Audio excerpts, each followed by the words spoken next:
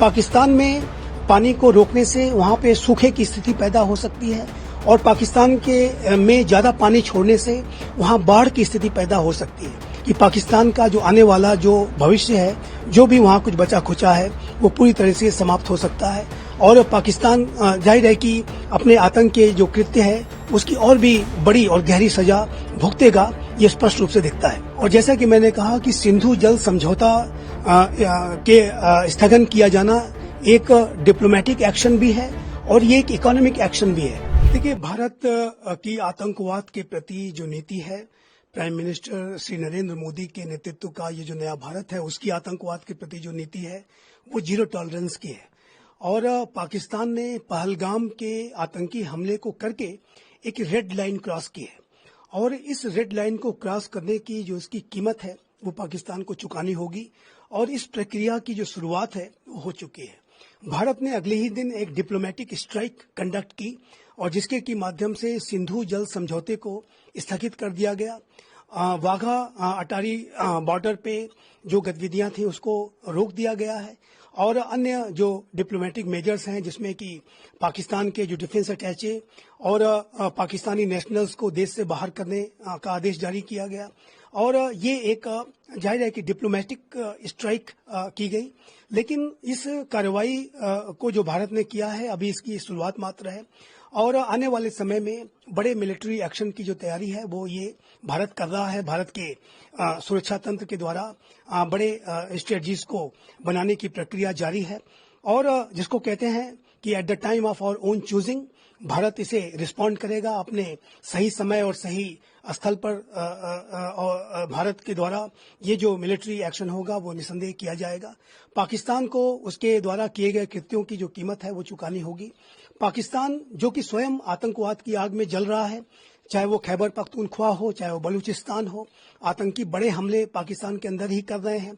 ये जो भस्मासुर पाकिस्तान ने खड़े कर रखे थे, ये पाकिस्तान को स्वयं जला रहे हैं। उसके बावजूद भी पाकिस्तान आज भारत को इसी आतंकवाद की वजह से टारगेट करने की साजिशें रच रहा है, जो कि इस बात का स्पष्ट रूप से संकेत है कि पाकिस्तान का जो आने वाला जो भविष्य है, जो भी वहां कुछ बचा खुचा है, वो पूरी तरह से समाप्त हो सकता है।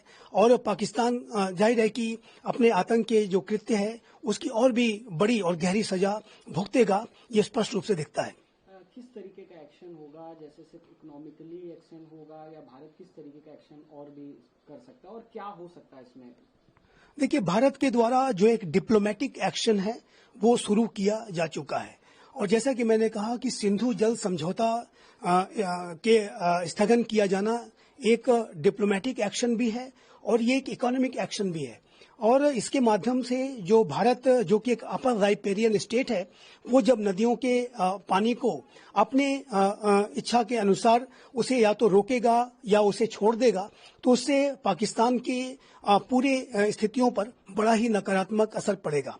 पाकिस्तान में पानी को रोकने से वहां पे सूखे की स्थिति पैदा हो सकती है और पाकिस्तान के में ज्यादा पानी छोड़ने से वहां बाढ़ की स्थिति पैदा हो सकती है। अभी तक भारत पाकिस्तान के साथ जो इस इंडस रिवर सिस्टम के नदियों का जो डेटा था वो शेयर किया करता था, लेकिन जब भारत के द्वारा ये जो रिवर के डेटा को शेयर नहीं किया जाएगा तो पाकिस्तान इन नदियों के पानी की स्थिति का अनुमान नहीं लगा पाएगा और भारत जाहिर है कि इसके माध्यम से पाकिस्तान को बड़ी क्षति पहुंचा सकता है और इसकी प्रक्रिया की जो शुरुआत है वो हो चुकी है।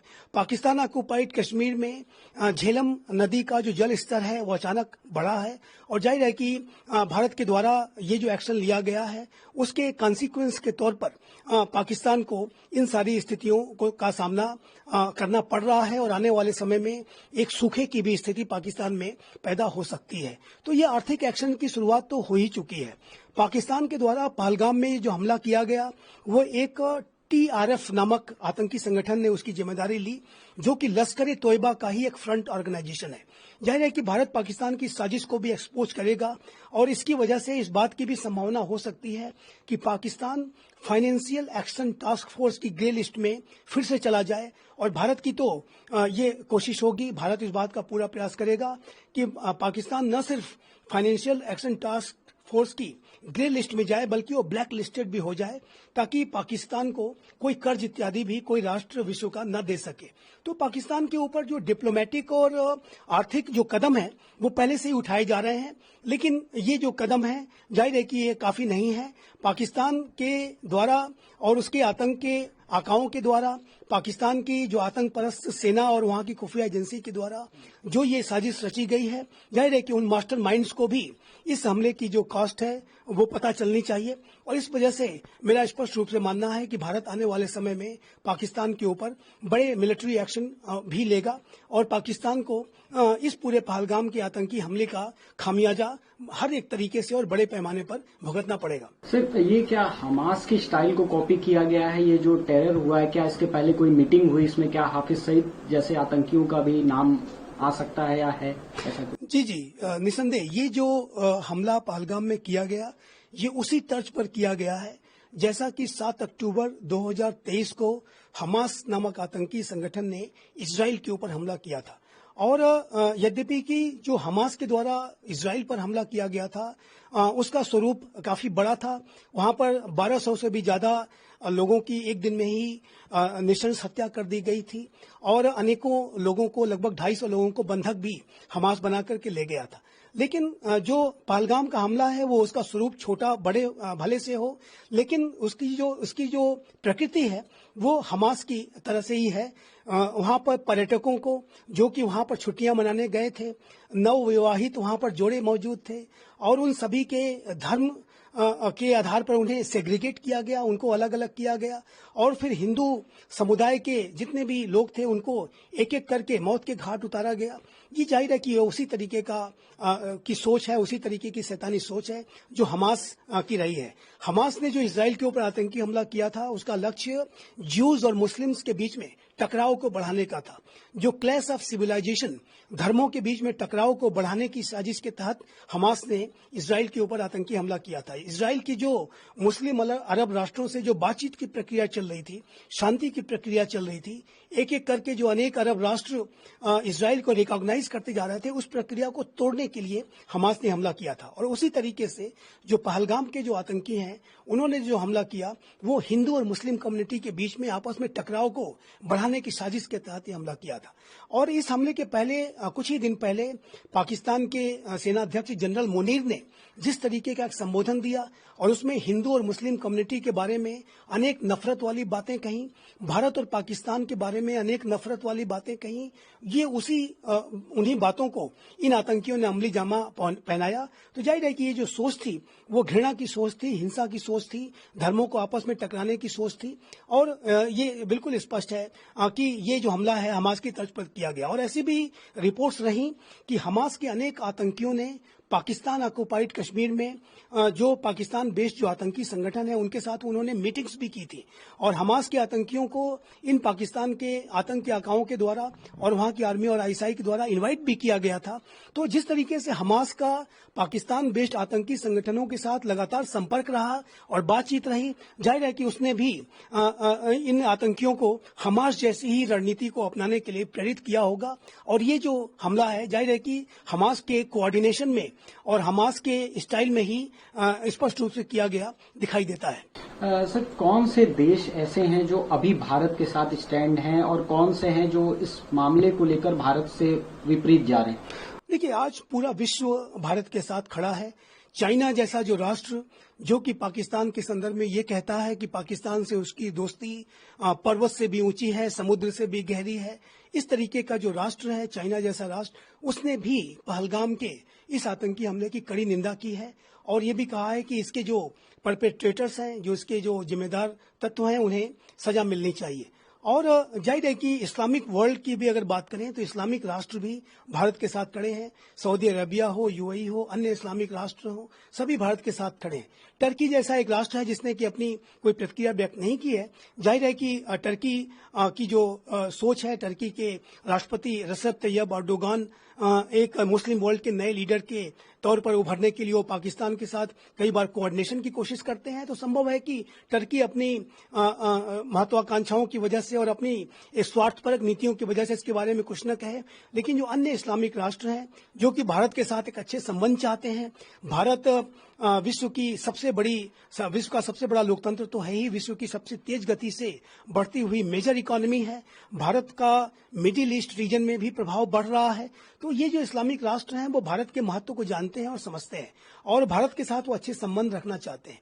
इसी वजह से इस घटना को लेकर के इस्लामिक राष्ट्रों ने भी भारत का साथ दिया है और इस हमले की निंदा की है। पाकिस्तान स्पष्ट रूप से ये दिखता है कि आज आइसोलेटेड है। पाकिस्तान आंतरिक रूप से तो पूरी तरह से दयनीय है ही, अंतर्राष्ट्रीय बिरादरी में भी इस हमले के बाद पाकिस्तान और अधिक गहरे तरीके से एक्सपोज हुआ है। And then America, what about America? United States of America Bharat के साथ पूरी तरीके से इस हमले के बाद भी खड़ा है। भारत और यूनाइटेड स्टेट्स ऑफ अमेरिका का जो काउंटर टेररिज्म और इंटेलिजेंस शेयरिंग का जो कोऑपरेशन है वो हाल के वर्षों और दशकों में लगातार बढ़ा है, लेकिन वर्तमान में यूनाइटेड स्टेट्स ऑफ अमेरिका के ट्रंप प्रशासन के द्वारा भारत के साथ और भी गहरा सहयोग स्थापित किया जाएगा, ये बात स्पष्ट रूप से दिखाई देती है। ये जो हमला है एक ऐसे समय पर किया गया था कि जब अमेरिका के उपराष्ट्रपति भारत में मौजूद थे और जाहिर है कि अमेरिका की पूरी वॉच भारत के ऊपर थी, पूरा विश्व भारत के ऊपर नजर बनाया हुआ था। तो ऐसे में पाकिस्तान ने इस तरीके के हमले को अमेरिका के उपराष्ट्रपति के विजिट के दौरान करके अमेरिका के समक्ष भी पाकिस्तान ने अपने आप को एक तरह से फिर से एक्सपोज किया है और अमेरिका ने इसी वजह से भारत के संदर्भ में ये कहा है और अमेरिका की director of national intelligence Tulsi Gabbard ने स्पष्ट रूप से कहा है कि भारत आतंकियों को सजा दिलाने के संदर्भ में आने वाले दिनों में जो भी बड़े कदम उठाएगा, अमेरिका भारत के साथ खड़ा रहेगा। सर, एक आखिरी सवाल कि प्रधानमंत्री जो हैं पाकिस्तान के, उनका कहना है कि हम विश्वसनीय जांच के लिए स्टैंड लेते हैं और हम पहले से ही कह दे रहे हैं कि आप किसी भी तरीके का जांच कराइए। देखिए, पाकिस्तान संशय का ही माहौल बना हुआ है। देखिए, पाकिस्तान के द्वारा ये जो बयान दिए जा रहे हैं ये उसके डिनायल के अप्रोच को दर्शाता है। पाकिस्तान बड़ी आतंकी घटनाओं को अंजाम देता है और फिर उसको डिनाई करता है। पाकिस्तान अपने इसी डिनायल के लिए पूरे विश्व में कुख्यात है। जब अमेरिका ने ओसामा बिन लादेन को पाकिस्तान की टेरिटरी में ही मार गिराया था तो उस समय भी पाकिस्तान के हुक्मरानों ने यह कहा था कि उसमें उनका कोई हाथ नहीं है और उन्हें यह पता नहीं था कि ओसामा बिन लादेन यहाँ पे रह रहा था। जाहिर है कि वहां पर भी पाकिस्तान ने डिनायल किया। जब मुंबई आतंकी हमले में कसाब नामक जो आतंकी है वो पकड़ा गया, उसके संदर्भ में जब पाकिस्तान से सवाल किए गए, तथ्य रखे गए तो उसको भी पाकिस्तान ने डिनाई कर दिया कि उसे नहीं पता कि ये कसाब कौन है और कहां से आया था। तो ये पाकिस्तान के द्वारा जो उसका जो आतंक का जो चरित्र है वो फिर से एक बार सामने आया है कि जब उसने पहलगाम के आतंकी हमले को लेकर के भी अपनी किसी संलिप्तता से इनकार किया है। पाकिस्तान अपने इसी डिनाइल के लिए, जैसा कि मैंने कहा, कुख्यात है और अपनी इसी डिनाइल की वजह से जाहिर है कि पाकिस्तान रसातल में ही जा रहा है। पाकिस्तान ने आतंकियों का जो इस्तेमाल है अपने लिए एक स्ट्रेटेजिक असेट के तौर पर किया है। आतंकवाद का इस्तेमाल पाकिस्तान ने अपने इंस्ट्रूमेंट ऑफ स्टेट पॉलिसी के तौर पर किया है। लेकिन ये स्पष्ट रूप से दिखता है कि ये जो पाकिस्तान के हुक्मरानों के द्वारा आतंकवाद का जो इस्तेमाल अपने हितों के, अपने वेस्टेड इंटरेस्ट के लिए जो किए जाने की नीति है वो उनके लिए ही भारी पड़ रही है। ये जो भस्मासुर पाकिस्तान ने खड़े किए हैं ये पाकिस्तान को आज स्वयं जला रहे हैं। यदि मैं हिलेरी क्लिंटन के शब्दों में कहूं, जो कि अमेरिका की विदेश मंत्री रहीं और उन्होंने पाकिस्तान की यात्रा के दौरान ही पाकिस्तानियों से इस बात को कहा था कि यदि आप अपने बैकयार्ड में सांप पालोगे और ये सोचोगे कि ये जो सांप है आपके पड़ोसियों को जाकर डसेंगे तो आप बड़ी मूर्खता कर रहे हो। ये सांप आपको खुद डस सकते हैं। और अभी आप देखिए तो चाहे वो तहरीक तालिबान पाकिस्तान हो, चाहे वो बलूचिस्तान लिबरेशन आर्मी हो, बलूचिस्तान लिबरेशन फ्रंट हो, ये सभी जो आतंकी संगठन है ये पाकिस्तान के अंदर ही बड़े हमले कर रहे हैं। एक बात मैं और कहना चाहता हूं कि पाकिस्तान जो वर्तमान समय में अनेक चुनौतियों से जूझ रहा है, पाकिस्तान के अंदर आतंकी बड़े हमले कर रहे हैं। आर्थिक रूप से ये बैंकरप्सी की कगार पे है, राजनीतिक रूप से अस्थिर है। पाकिस्तान का जो सबसे लोकप्रिय नेता इमरान खान इस समय जेल में बंद है और हर तरीके से पाकिस्तान चुनौतियों से जूझ रहा है। तहरीक तालिबान पाकिस्तान सीधे सीधे पाकिस्तान की सेना पर हमले करता है, पाकिस्तान के पुलिस फोर्सेस पर हमले करता है। तो पाकिस्तान के द्वारा ये जो पहलगाम का आतंकी हमला कराया गया वो पाकिस्तान की जनता का ध्यान वहां के मूल मुद्दों से भटकाने के लिए और अंतर्राष्ट्रीय समुदाय का ध्यान भी पाकिस्तान के अंदर की दयनीय स्थितियों से भटकाने के लिए किया गया है। और ये जनरल मुनीर का जो 2-3 दिन पहले, 4 दिन पहले जो एक संबोधन हुआ था उससे भी स्पष्ट था कि जनरल मुनीर इस समय भारी दबाव में है। तो उन्होंने इस हमले को करा करके जो पूरा पाकिस्तान के अवाम का ध्यान और पूरी अंतर्राष्ट्रीय समुदाय का ध्यान भारत के तरफ डाइवर्ट करने की कोशिश की है। और जाहिर है कि ये जो डाइवर्जनरी टैक्टिक्स हैं उसी का इस्तेमाल भारत के संदर्भ में पाकिस्तान करता रहा है। ये जांच कराने इत्यादि का जो बयान है वो अगेन एक डाइवर्जनरी टैक्टिक्स है। और लेकिन इतना कहने के बाद मैं अंत में यही कहूंगा कि पाकिस्तान चाहे कोई भी टैक्टिक्स क्यों न अपना ले, पाकिस्तान अपने गुनाहों से बच नहीं सकता है और उसके द्वारा ये जो रेड लाइन क्रॉस की गई है उसकी कीमत उसे चुकानी होगी।